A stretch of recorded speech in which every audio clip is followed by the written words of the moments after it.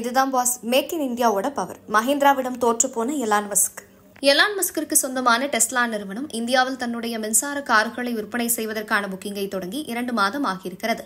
ஆனால் இந்த 2 மாத காலத்தில் எதிர்பார்த்த வரவேற்பு டெஸ்லா கார்களுக்கு இந்தியாவில் கிடைக்கவில்லை.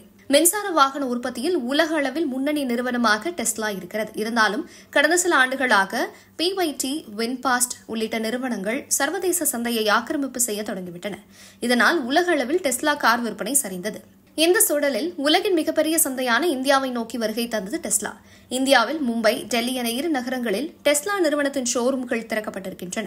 முதல் கட்டமாக டெஸ்லா நிறுவனம் தன்னுடைய மாடல் ஒய் மின்சார கார்களை இந்தியாவில் விற்பனை செய்வதாக அறிவிப்பு வெளியிட்டது. கடந்த ஜூலை மாதமே இந்த கார்களுக்கான முன்பதிவு தொடங்கியது. இந்தியாவில் மாடல் ஒய் மின்சார காரின் ஷோரூம் விலை 58.89 லட்சம் ரூபாய் என நிர்ணயம் செய்யப்பட்டிருக்கிறது.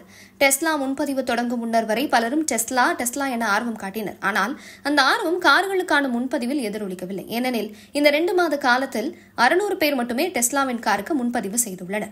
இதன் காரணமாக டெஸ்லா நிறுவனம் 2000க்கும் அதிகமான கார்களை இந்தியாவில் இந்த ஆண்டு இறக்குமதி செய்வதாக இருந்த நிலையில் அதனை வெறும் 600 கார்களாக மட்டுமே குறைத்திருக்கிறது. இந்தியாவில் எதிர்பார்த்த வரவேற்பு கிடைக்காமல் போயிருப்பது எலான் மஸ்கிற்கு பெரிய சிக்கலை ஏற்படுத்தியிருக்கிறது.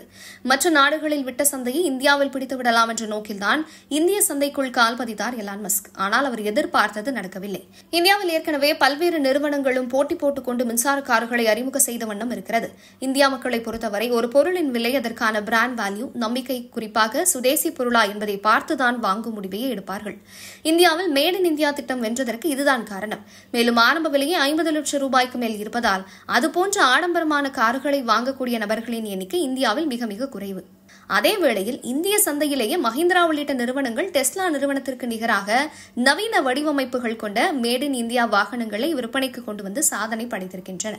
டெஸ்லாவையும் மஹிந்திரா நிறுவனத்தையும் நாம் ஒப்பீடு செய்து பார்த்தால் ஆகஸ்ட் 23ஆம் தேதி மஹிந்திரா நிறுவனம் பேட்ஸ்மேன் சீரீஸை அடிப்படையாக கொண்ட ஒரு காரை அறிமுகம் செய்தது.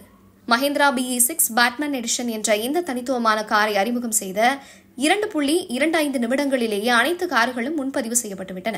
மஹிந்திராவை பொறுத்தவரை தனக்கென பிரத்யேகமான வாடிக்கையாளர்களை இந்தியாவில் உருவாக்கி வைத்திருக்கிறது.